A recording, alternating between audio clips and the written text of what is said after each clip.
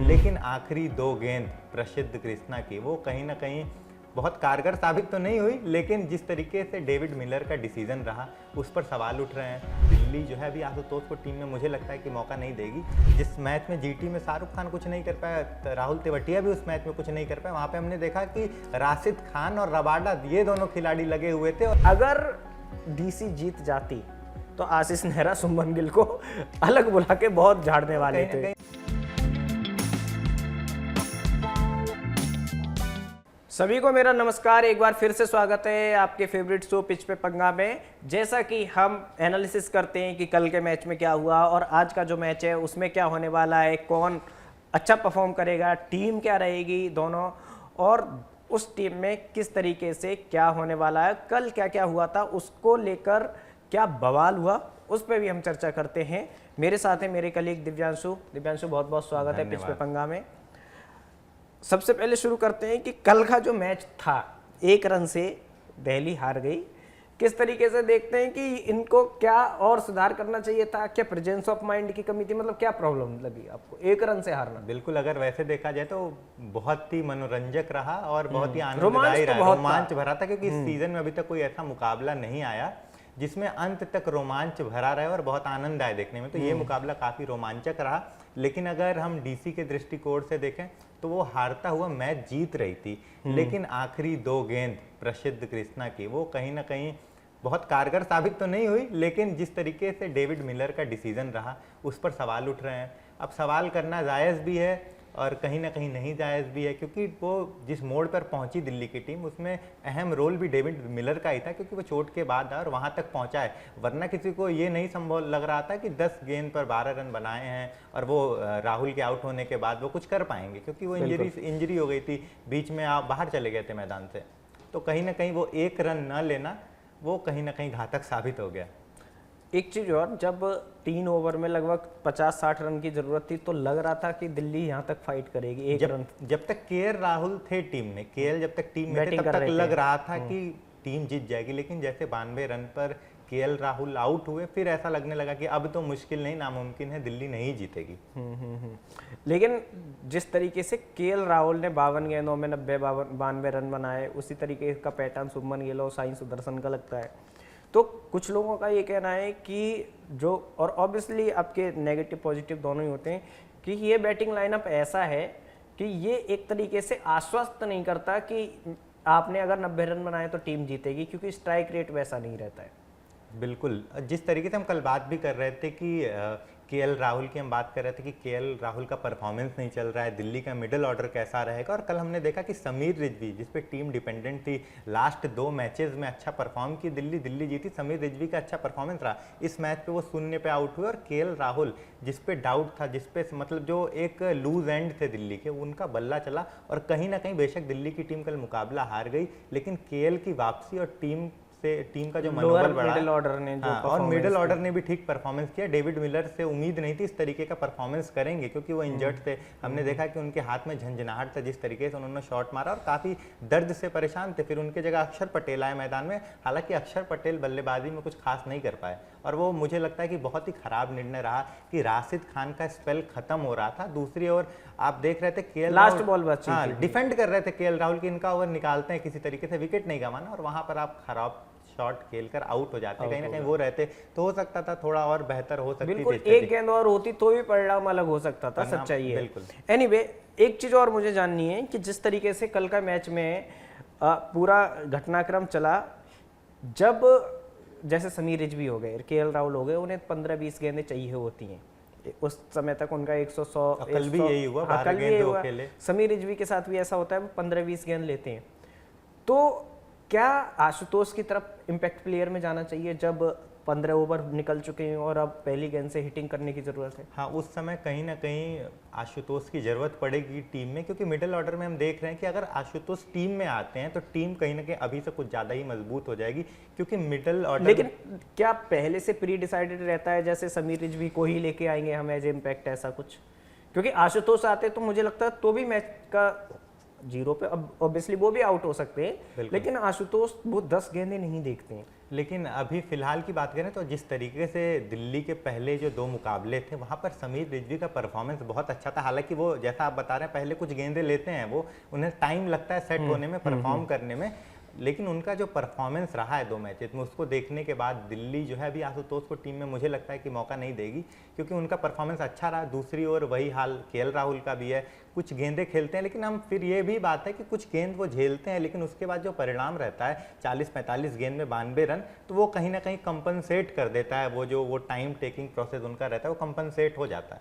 2 भारतीयों का पूरी इंडिया वेट कर रही है, करुण नायर और पृथ्वी शॉ। क्या उनको जगह मिलेगी? उसमें जगह थे, उसमें थे, लिस्ट में थे, इम्पैक्ट प्लेयर की सूची में थे, लेकिन मौका नहीं मिला। और जिस तरीके से अभी दिल्ली का परफॉर्मेंस चल रहा है, मुझे नहीं लग रहा है कि करुण नायर और पृथ्वी शॉ को जगह मिलेगी। उनको जगह बनाना तो काफ़ी मुश्किल हो गया है, क्योंकि जो इनका टॉप ऑर्डर है, खासतौर पर जो ओपनिंग पेयर है, एक तरफ राहुल जो थोड़ा टाइम लेके खेलते हैं और दूसरी ओर निशंका, वो आते ही हिट करते हैं। ये दोनों जो कॉम्बिनेशन है, एक तरफ एंकर रोल, एक तरफ आक्रामक बल्लेबाजी, ये कहीं ना कहीं अभी अच्छा चल रहा है। पिछले मैच में तो बेशक दिल्ली हार गई, लेकिन ये कॉम्बिनेशन काफ़ी सटीक और काफ़ी अच्छा साबित हो रहा है दिल्ली के लिए। तो अभी मुश्किल लग रहा है पृथ्वी शॉ की वापसी और करुण नायर की वापसी। क्या लॉजिक लगा आपको डेविड मिलर का 1 रन नहीं लेना? कॉन्फिडेंस, क्योंकि जिस तरीके से वो, या इसको ओवर कॉन्फिडेंस कहें? ओवर कॉन्फिडेंस भी कह सकते हैं, क्योंकि उन्होंने बहुत पिटाई की मोहम्मद सिराज की 19वें ओवर में, और फिर आखिरी ओवर जो 20वां ओवर था प्रसिद्ध कृष्णा का, फिर वहाँ पर भी आके वो छक्का जड़ते हैं, तो उनके अंदर एक कॉन्फिडेंस आ जाता है कि मैं कर सकता हूँ।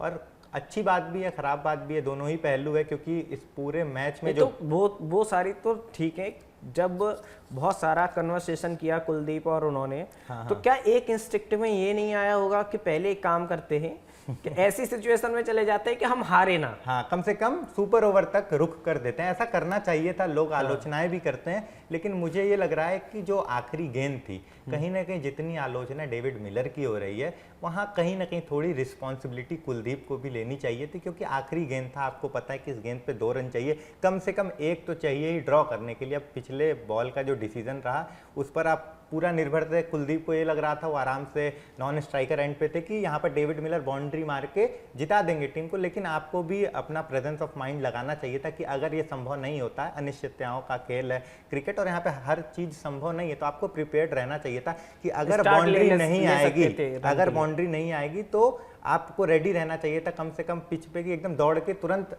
आप रन अप ले लेंगे। अगर वो जिस एंड से, कुलदीप के ही एंड से रन आउट हुआ, अगर वो प्रिपेयर्ड होते तो हो सकता था ये मैच ड्रॉ हो जाता, बिल्कुल टाई हो जाता, सुपर ओवर देखने को मिलता। ये तो रही डीसी की बात। जीटी पे चलते हैं। अगर जॉस बटलर की कल की फायरवर्क्स वाली इनिंग नहीं आई होती तो जीटी कहाँ पर होती? जीटी की बहुत बुरी दशा होती, क्योंकि हम बात कर रहे थे बटलर के फॉर्म की। बटलर का फॉर्म था नहीं, उनकी वापसी हो गई, अच्छा परफॉर्म कर रहे हैं, और कहीं ना कहीं उनके कमबैक के वजह से टीम जो है कल 210 का स्कोर बना पाई। और दूसरी ओर हम देखें राशिद खान की भी वापसी हुई। कहीं ना कहीं केएल राहुल पर वो दबाव बना के रखे हुए थे, और उनके सामने केएल राहुल जो है आक्रामक बल्लेबाजी नहीं कर रहे थे, डिफेंसिव खेलते। तो ये जो खिलाड़ी हैं, इन्होंने कहीं ना कहीं अपने खेल को सुधारा और कमबैक किया है। वो एक अच्छा निर्णय रहा है, और कहीं ना कहीं टीम इसी के बदौलत जो है कल अच्छा परफॉर्म किया। हालांकि शुभमन गिल की बात करें तो उनके जो रणनीति में मुझे कुछ खासा बदलाव देखने को नहीं मिला, या कुछ और कल बहुत टेंशन में दिखे, और उनको अब उनके जेब से पेंशन भी जाएगी, जुर्माना भी लगा दिया है बीसीसीआई ने। अच्छा। जिस तरीके से, और आखिरी के ओवर में हमने देखा भी कि जो है स्लो ओवर के वजह से जो है बाउंड्री पे सिर्फ 4 प्लेयर्स को ही अनुमति दी गई। हाँ। और साथ ही साथ उन पर शायद 10-12 लाख रुपए का कुछ अमाउंट, उसका जुर्माना भी लगा दिया गया है। अच्छा, एक चीज़ और मुझे जाननी है कि जिस तरीके से गेंदबाजी क्रम मजबूत है, लेकिन जो लोअर ऑर्डर है, टिम डेविड इन जैसे आरसीबी के लिए, वैसे ही शाहरुख खान है उनके लिए, बिल्कुल। लेकिन जब भी हिटिंग की बात आती है तो तेवतिया ऊपर आ जाती है। तेवतिया क्योंकि अच्छे खिलाड़ी अच्छा परफॉर्मेंस करते हैं, शाहरुख खान के बल्ले से अभी तक मुझे वो परफॉर्मेंस नजर नहीं आया। इस सीजन की बात नहीं कर रहे, पिछले सीजन की भी बात कर लीजिए, जब पंजाब के लिए खेलते थे तब भी बात कर लीजिए। 1-2 इनिंग को छोड़ दें तो कोई ऐसा इनिंग नहीं रहा है कि हम याद करें कि इन्होंने ऐसा ऐसी पारी खेली थी, टीम को जिता दिया। आखिरी मैच की बात करें, जिस मैच में जीटी में शाहरुख खान कुछ नहीं कर पाया, राहुल तेवतिया भी उस मैच में कुछ नहीं कर पाया, वहाँ पे हमने देखा कि राशिद खान और रबाडा ये दोनों खिलाड़ी लगे हुए थे और इन दोनों खिलाड़ियों की लोअर ऑर्डर में आके जो साझेदारी पार्टनरशिप रही, सेकंड हाईएस्ट पार्टनरशिप इन्होंने बना दिया था टीम के लिए। 25-25 से 28-28 ये लास्ट मैच की बात कर रहे हैं शायद आप। एक चीज और मुझे जाननी है, जिस तरीके से कल 14-15 ओवर में 160-70 पे थी जीटी, ऐसे लग रहा था 250 कहीं नहीं गया 5 ओवर में, है ना। उसके बाद क्या प्रॉब्लम आई कि जीटी वहां नहीं पहुंच पाई? क्योंकि गेंदबाजी बहुत शानदार हुई दिल्ली की ओर से, दिल्ली की गेंदबाजी बेहतर भी है, बैटिंग भी अच्छी, नटराजन ने बहुत अच्छा किया और कहीं ना कहीं दबाव बनाकर रखा था। और गेंदबाजी अगर गुजरात की जाए तो गुजरात की गेंदबाजी बिल्कुल भी अच्छी नहीं है।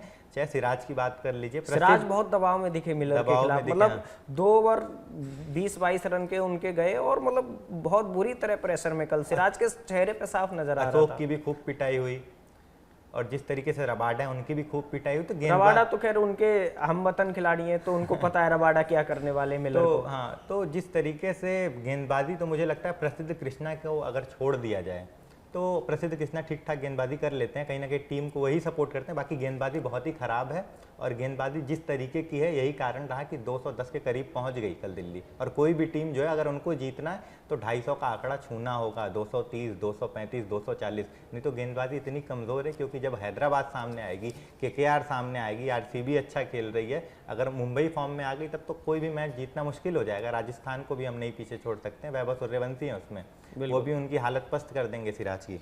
ठीक है, चलिए अब आज चलते हैं आज के मैच में, क्योंकि देखो अभी मैं कल के उस पर ज़्यादा और इसलिए चर्चा नहीं करना चाहता कि लगभग पैटर्न सा बन गया है कि जीटी क्या करने वाली है ना। और शुभमन गिल को भी, मतलब आशीष नेहरा को भी देखा कल, एक फ्रस्ट्रेशन ये भी था कि 1 रन से बेशक जीटी मैच जीत गई, लेकिन शुभमन गिल ने स्टंप पे गेंद मारी और गेंद बाउंड्री लाइन पार कर गई। हाँ, वो जो वो 5 रन थे। अगर डीसी जीत जाती तो आशीष नेहरा शुभमन गिल को अलग बुला के बहुत झाड़ने वाले थे कि भाई तुम्हारी एक लापरवाही की वजह से हमारे हाथ से मैच निकल गया। फील्डिंग भी बहुत अच्छी दिखी नहीं, कहीं ना कहीं ये आप क्या कर रहे हैं, 5 रन दे रहे हैं जहाँ पर 1 रन भी नहीं बनते थे, आप वहाँ पे इतनी बड़ी मिस फील्डिंग कर रहे हैं, आपको क्या जरूरत थी हिट करने की? हाँ, जहाँ बैकअप नहीं है कप्तान वहाँ पे गेंद मार रहे हैं। अब तो रविंद्र जडेजा तो है नहीं कि एकदम सटीक मार देंगे, आउट कर देंगे। भाई तो ये मुझे लगता है शुभमन गिल भी इतने समझदार खिलाड़ी हैं, ये कई बार फ्रस्ट्रेशन में होता है। बिल्कुल, क्योंकि और अभी उन पर दबाव नजर आ रहा है, बिल्कुल साफ नजर आ रहा है उन पे। चलिए आज की मैच की तरफ चलते हैं। केकेआर वर्सेस एलएसजी, कौन सी टीम का पलड़ा ज्यादा भारी है? करंट सिचुएशन देखा जाए तो एलएसजी लास्ट मैच जीत के आई है, अभी फॉर्म में चल रही है, मतलब ठीक परफॉर्मेंस है, बहुत अच्छा तो नहीं कहेंगे। लेकिन केकेआर की बात करें, मुंबई वाला हाल है, टॉप टू बॉटम टीम बहुत शानदार है, खिलाड़ी एक से बढ़कर एक है, लेकिन अभी तक खाता नहीं खुला है। तो खाता खोलने के ऊपर नज़र रहेगा कि एक मुकाबला जीत जाए, खाता खुल जाए, क्योंकि लखनऊ का तो खाता खुल चुका है लेकिन केकेआर का खाता नहीं खुला है। और हम पिछले मैच में भी, हर मैच में बात करते हैं जब भी केकेआर का होता है, कि केकेआर के जो सबसे बेहतरीन खिलाड़ी हैं जिसका सही उपयोग गौतम गंभीर ने किया था, 8 नंबर पर बल्लेबाजी कर रहे हैं इस समय सुनील नारायण, अगर वो ओपनिंग करते हैं तो कहीं ना कहीं जो केकेआर की दशा होगी, जो आक्रामक बल्लेबाजी होगी और जो पावर प्ले में रन इकट्ठा होंगे वो बहुत अलग होंगे। तो एक बार बदलाव करके देखना चाहिए, क्योंकि मुझे लगता है कि अभी जो रहाणे कर रहे हैं वो बदलाव ना के कर सकते हैं, वो कर सकते हैं बिल्कुल, और उनका वही पोजीशन उनके लिए सटीक है। क्योंकि आप पावर प्ले में वो योगदान नहीं दे पा रहे हैं जो आप योगदान दे सकते हैं। आप पावर प्ले में 7 गेंद 8 गेंद झेल जाएंगे तो फिर कोई मतलब नहीं है। वही आपके पास पावर प्ले में है कि आप हिट करके अच्छा स्कोर खड़ा कर सकें। ठीक है, तो एलएसजी को क्या स्ट्रेटजी अपनानी चाहिए? कम से कम 200-250, मतलब अगर पहले बैटिंग करने को मिलती है तो बल्लेबाजी में अच्छे से अच्छी बल्लेबाजी करनी पड़ेगी उनको, जो उनकी क्या पंत फिर से ओपन पे दिखेंगे? ओपन पे दिख सकते हैं, लेकिन मुझे लगता है कि अच्छा परफॉर्मेंस आ गया कोई बड़ी बात नहीं है, लेकिन वो पोजीशन उनके लिए सही नहीं है, 1 डाउन आना चाहिए उनको। 1 डाउन या 2 डाउन ही उनके लिए बेटर पोजीशन है। ठीक है, केकेआर में क्या बदलाव देख सकते हैं सुनील नारायण के अलावा आज? केकेआर में अभी मुझे लग नहीं रहा है कि कोई बदलाव करेंगे, क्योंकि टीम बहुत अच्छी है। सुनील नारायण की भी बदलाव मुझे नहीं लगता कि वो 8 से ऊपर लाएंगे, लाना चाहिए लेकिन ऐसा करने वाले हैं नहीं, क्योंकि उनकी रणनीति शायद गौतम गंभीर की रणनीति के हिसाब से कुछ अलग होगी। क्या सोच रहे हैं भगवान जाने, लेकिन वो रणनीति अभी तक गंभीर की तो हमने देखा है साफ रणनीति रहती है कि पावर प्ले में ही सामने वाली टीम को बैकफुट पे धकेल या हो सकता है रहाने इच्छुक ना हो कि 1 डाउन या 2 डाउन आगे बल्लेबाजी करने में। हाँ, ये भी हो सकता है। क्या कैमरून ग्रीन गेंदबाजी कर सकते हैं?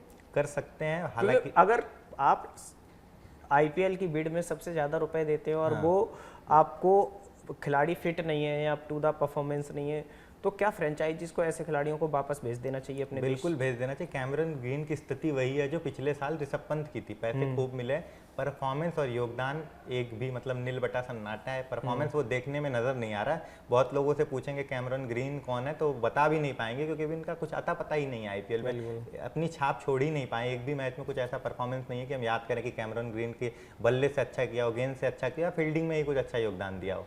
ठीक है। अब एलएसजी जो है उसके गेंदबाजी डिपार्टमेंट काफ़ी स्ट्रांग है, बहुत स्ट्रांग है ना। जिस तरीके से मोहम्मद शमी ने और उनके सपोर्टिंग गेंदबाजों ने, जो प्रिंस यादव ने अच्छा परफॉर्म किया, केकेआर की गेंदबाजी को कैसे देखते हैं? केकेआर की गेंदबाजी कहीं ना कहीं अगर हम एलएसजी के सामने कहें तो बेहद बहुत ज़्यादा खराब है, बहुत ज़्यादा खराब है। क्योंकि एलएसजी में जिस तरह शमी ने गेंदबाजी की, पहले गेंद पर केएल राहुल को आउट किया, उसके बाद पिछला जो मुकाबला था जो एलएसजी जीती थी, वहाँ पर शमी का अगर हम वो एवरेज देखेंगे, इकनॉमी देखेंगे, गेंदबाजी सिर्फ उन्होंने 4 ओवर में 9 रन दिए थे। 2.2 या 2.5 की उनकी इकनॉमी रही थी। उन्होंने विकेट भी चटकाए थे और प्रिंस यादव का भी वही हाल रहा था, उन्होंने भी विकेट चटकाए थे और बहुत शानदार गेंदबाजी की थी। और स्पिन डिपार्टमेंट में अपने जो सिग्नेचर मार्क वाले शानदार गेंदबाज हैं वो भी हैं। तो कहीं ना कहीं गेंदबाजी जो है उनकी काफ़ी स्ट्रांग है और गेंदबाजी के बदौलत ही वो मुकाबले जीतेंगे, अगर आज का मुकाबला जीतेंगे। क्योंकि बल्लेबाजी में बहुत ज़्यादा कुछ अच्छा लखनऊ भी नहीं कर पा रही है। अब यही है, मतलब कहीं ना कहीं कहेंगे कि टीम बैलेंस्ड है। एक तरफ केकेआर की टीम जिसकी बल्लेबाजी बहुत अच्छी है और दूसरे ओर लखनऊ की टीम जिसकी गेंदबाजी बहुत अच्छी है।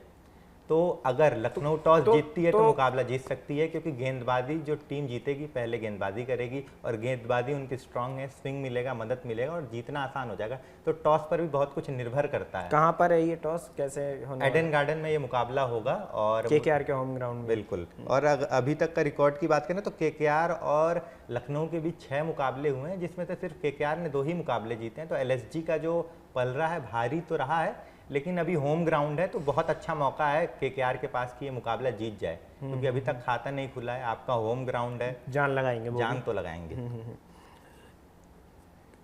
क्या रोमन पावल को खेलते देख सकते हैं आज?